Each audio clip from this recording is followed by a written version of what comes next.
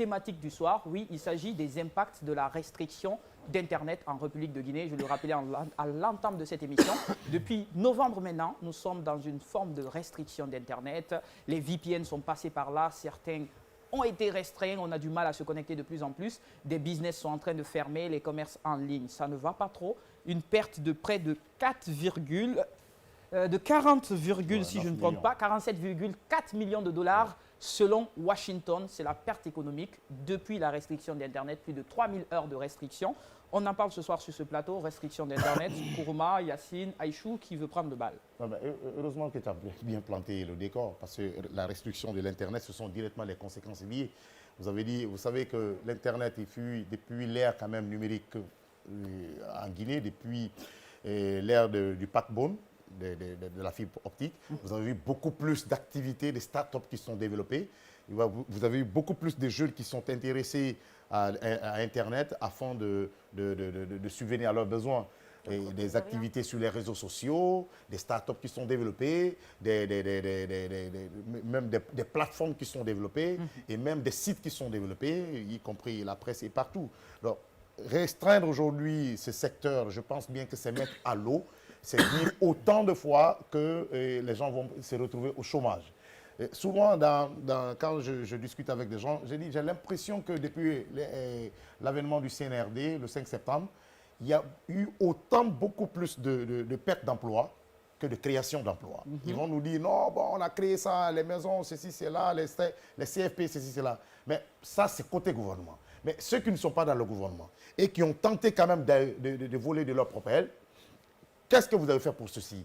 Ils ont créé des startups, ils ont créé des entreprises, ils ont créé des activités. Mais aujourd'hui, il n'y a plus Internet. Ils vont se retrouver au chômage. Tout à l'heure, je te montrais un peu l'écran de mon téléphone. Quelqu'un qui disait aussi que même à cause du courant, qu'il devait aller à l'extérieur. Mais on l'a conseillé de rester. Il a investi 70 millions dans la crèmerie. 70 millions dans la crèmerie, il n'y a plus de courant. Ça veut dire, c'est bon. Lui, il va se retrouver au chômage avec son argent. Et c'est fini pour lui. Et je parlais aussi tout à l'heure avec un petit qui me disait que, grand, il y a presque tous mes amis qui étaient rentrés parce que ça commençait à aller, mais qui tentent aujourd'hui de repartir parce que ça ne va plus. Il n'y a plus de courant, il n'y a plus d'Internet, il n'y a plus rien. Sur ça, il n'y a plus d'espoir. D'accord. Parce qu'il y a eu combien de tentatives de négociation avec le gouvernement pour tenter quand même de remettre, d'améliorer ou bien de remettre même l'Internet. Mais c'est parti. Ils sont restés sans réponse. Donc moi, je pense bien. Ce que le gouvernement doit faire aujourd'hui, comme le disait l'autre monsieur, l'ami de parler, que l'Internet n'est pas un droit, c'est lui qui n'est pas un droit. Je ne sais pas s'il sait exactement c'est quoi le droit de communiquer, le droit à la liberté d'expression, s'il connaît. C'est un droit fondamental pour nous, c'est notre nourriture. Je pense que les États-Unis lui ont rappelé lors de la rencontre d'ailleurs avec le secrétaire chargé des affaires de l'Afrique de l'Ouest, ils lui ont rappelé que c'est effectivement un droit, ils sont attachés à la liberté d'expression, à la liberté de la presse surtout. Ils ont eu des échanges et les États-Unis se sont préoccupés d'ailleurs de la situation guinéenne, à savoir tout ce qui est lié à ces restrictions. Yacine, selon toi, quelles sont les leçons qu'on peut tirer de cette restriction d'Internet en République de Guinée aujourd'hui? Ce qu'on est dans un État où le gouvernement veut bâillonner toutes les voix discordantes.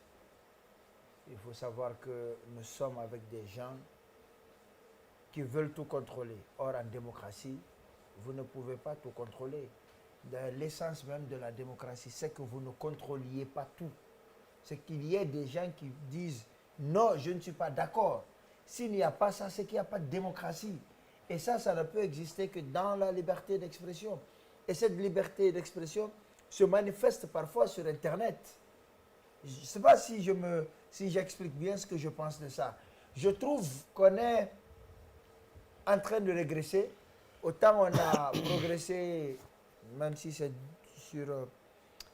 sur une place d'un point au niveau de la lutte, la perception de la lutte contre la corruption, autant on a véritablement régressé sur la liberté d'expression, sur les droits de l'homme. Oui. Parce que vous savez, quand le CNRD est arrivé, ils ont quand même interdit toute manifestation. Jusque-là, ça passait. Ils ont brouillé les médias. Ça passait.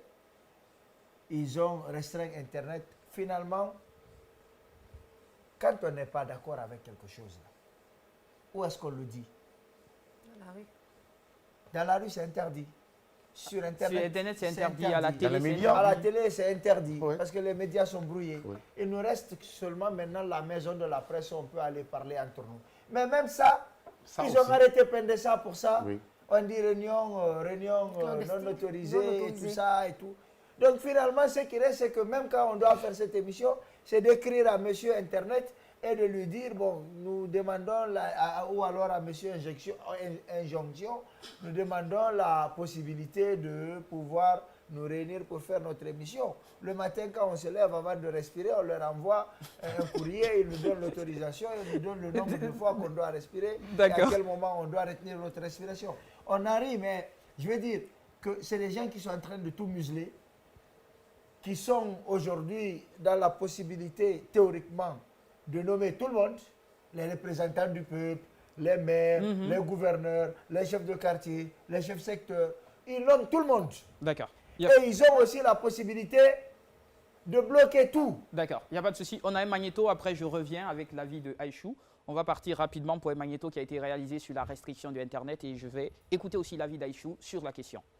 Au moment où je travaille que avec la connexion normalement, ça m'impacte parce que auparavant, je recevais mes WhatsApp dans mon ordinateur, mais maintenant tel n'est plus le cas. Si ce n'est pas dans mon téléphone, je ne peux pas recevoir. Bon, parfois même les mails, ça retarde avant que ça ne rentre dans mon téléphone. Donc du coup, ça m'impacte beaucoup parce que la plupart de mes clients sont loin. Normalement, on m'envoie soit via les mails ou par WhatsApp. Comme ça, à travers ça, je peux imprimer bien avant qu'ils ne soient là. Mais il y en a, ils envoient, après, c'est quand ils arrivent ici. Ah, je t'ai envoyé un mail, tu n'as pas reçu. Je dis, bon, non, je n'ai pas reçu. Ah, il faut vérifier. Je vérifie. Bon, je trouve que vraiment, ce n'est pas arrivé chez moi. Mais lui, chez lui, il a bougé. Mais chez moi, ce n'est pas là. Donc, c'est compliqué, ça m'impacte beaucoup quand même. Si on pouvait nous libérer ça, ça leur fait plaisir. Ça a des impacts parce qu'il y a des gens qui ne sont pas proches de nous. Ces fois, il faut les appeler par la connexion Facebook ou WhatsApp pour que vous communiquiez. Tu ne peux pas parler avec des gens à l'heure là. Tu te connectes, le réseau n'est pas bon. Toi, tu peux l'appeler, lui, il ne peut pas recevoir de l'autre côté. Et quand il t'appelle, lui, toi, tu ne peux pas recevoir ça parce que tu n'es pas connecté. Moi, personnellement, la restriction des réseaux aujourd'hui joue beaucoup sur mon éducation dans certains domaines. Depuis un peu longtemps, je me connecte sur les réseaux comme YouTube, Vidmate, pour regarder des vidéos, les explications des cours pour me mettre en avance. Mais aujourd'hui, avec le dysfonctionnement du réseau, effectivement, je n'arrive pas à faire ce travail-là aujourd'hui. Et ça joue beaucoup sur moi dans certaines mesures. Et même quand je veux faire des recherches, ça ne me permet pas vraiment d'aller au bout de mes recherches parce que souvent le réseau, ça déconne. Des fois, avec les VPN, il faut activer, il faut désactiver et ça nous permet de... C'est-à-dire, ça pousse à nous déconcentrer un peu. Donc, la restriction aujourd'hui est devenue un problème vraiment majeur qui joue sur notre éducation aussi. Il y a nos parents à l'extérieur. WhatsApp, là, des fois on communique ensemble avec le mouvement, des trucs là, les grèves là. Et à chaque fois, ils vont vous appeler. Ah, c'est comment là-bas? Ça va, tu vois, si ils n'ont pas de tes nouvelles, eux aussi, ils seraient inquiets là-bas. L'État a une part de responsabilité dans ça. Nous, on travaille sur la connexion. Donc, en contrôlant les étudiants, donc la connexion n'est pas fiable, quoi. Quand tu trappes les matricules 2 fois, donc ça prend du temps, quoi. La perturbation de la connexion, ça nous a beaucoup... Tous les secteurs aujourd'hui sont impactés par cette restriction d'Internet, vous l'aurez compris à travers ce micro-trottoir, le secteur digital, éducatif, l'enseignement, et le commerce, tout, rien ne va. Aïchou, aujourd'hui, quel est le rôle de la société civile dans ça? On a quand même un pays où il y a de plus en plus de restrictions, la société civile, le syndicat et même le rôle des populations. Parce qu'il y en a même qui ne veulent plus venir dénoncer sur des plateaux télé, tout le monde s'autosuffit. Quel est le rôle que devraient jouer la société civile et les populations en ce moment? Bon, je trouve que c'est dommage qu'on arrive à ce point dans ce pays-là. Après, le rôle de la société civile, ils connaissent leur rôle. On n'a pas besoin de leur rappeler ce qu'ils doivent faire. Si aujourd'hui le consommateur guinéen est brimé dans ses droits, je pense qu'ils ont la méthode, ils ont la capacité en fait de se faire entendre et faire comprendre au gouvernement guinéen, ça ne va pas. Mais ce que moi je déplore le plus, c'est quoi? C'est que c'est comme si aujourd'hui la Guinée en fait, c'était comme si c'était une brousse. Une brousse dans le sens où, en fait, on est dirigé, mais rien ne va. Parce que rien ne va dans le sens où des étudiants, nous, des travailleurs comme nous, on n'arrive pas à se connecter. Et ce qui me fait le plus mal, c'est quoi? C'est que, comme tu l'as dit, on a même eu difficilement des gens qui ne voulaient... En fait, c'est dommage qu'on ne puisse pas assumer, en fait, ce qu'on dit et ce qu'on pense. Nous, on a eu du mal à avoir des gens aujourd'hui pour venir faire cette émission. Alors que sur les réseaux sociaux, tout le monde s'affiche pour dire libérer Internet, ramenez-nous Internet. D'autres ont dit qu'ils ne pouvaient pas parce qu'ils avaient des empêchements via le travail qu'ils sont en train de faire. Mais d'autres nous ont carrément décliné leur venue parce qu'ils avaient peur pour leur tête.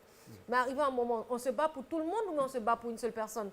Nous, on est là, on crie, on parle, on dénonce, mais on ne le fait pas pour nous seuls, mais on le fait pour toute la Guinée. On le fait pour toute la Guinée. Rapidement, on est à la fin de cette émission.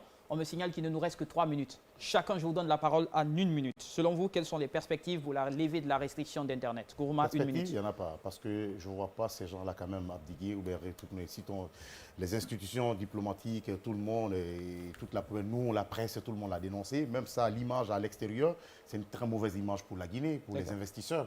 Et mieux, c'est que les gens oublient un peu. Moi, je trouve, il y a d'autres explications, moi, je trouve que les sociétés de téléphonie trouvent bien leur compte dans l'affaire là. Parce qu'ils gagnent mieux avec aujourd'hui l'état que les choses, les VPN qui consomment 2 fois plus. Et aujourd'hui, quand tu n'arrives pas à appeler ton ami ou bien ton parent de l'extérieur, tu es obligé de mettre des crédits pour l'appeler directement. Moi, je suis l'exemple frappant, c'était pour ma fille en Côte d'Ivoire. Oui. Et je l'ai appelé via Internet, ça ne passe pas. Il a fallu que je mette... Donc, je trouve mieux...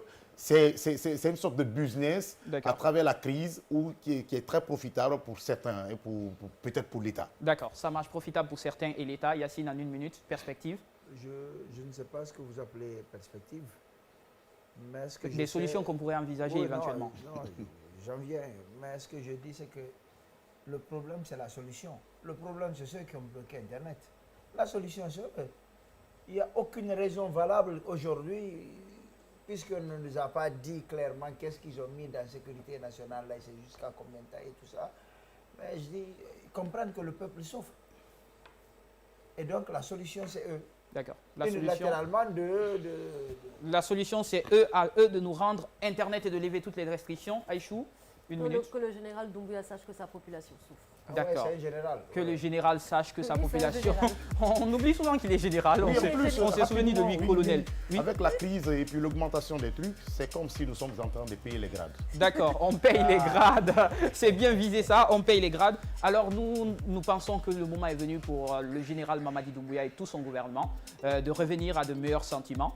Ce n'est pas une doléance qu'on devrait faire normalement. C'est un droit pour nous. Ce n'est pas une doléance. On ne doit pas se coucher, on ne doit pas se lamenter pour demander le retour d'Internet. Il devrait comprendre que le Guinéen a besoin d'Internet. C'est inutile d'organiser des forums sur la Guinéenne des data, des forums sur les opportunités en Guinée, les forums sur le business en Guinée, si les Guinéens même ont du mal à croire à réussir en Guinée, qui viendra croire qu'on peut réussir dans ce pays. Beaucoup d'entreprises, beaucoup d'entrepreneurs aujourd'hui s'exportent partout. On perd des talents, on perd des têtes pensantes parce que tout simplement, un groupe de personnes ont décidé qu'on n'a pas accès à Internet dans un monde de plus en plus digital, de plus en plus ouvert. Revenez à de meilleurs sentiments. À la population guinéenne, à nous de se serrer les coudes. Saint-Augustin a dit, à une loi injuste, nul n'est tenu d'obéir. Même les membres du gouvernement aujourd'hui devraient se sentir préoccupés par la situation parce qu'elle concerne tout le monde. Ce sont les Guinéens qui vous ont fait confiance à un moment donné, ramener et redonner cette confiance aux Guinéens.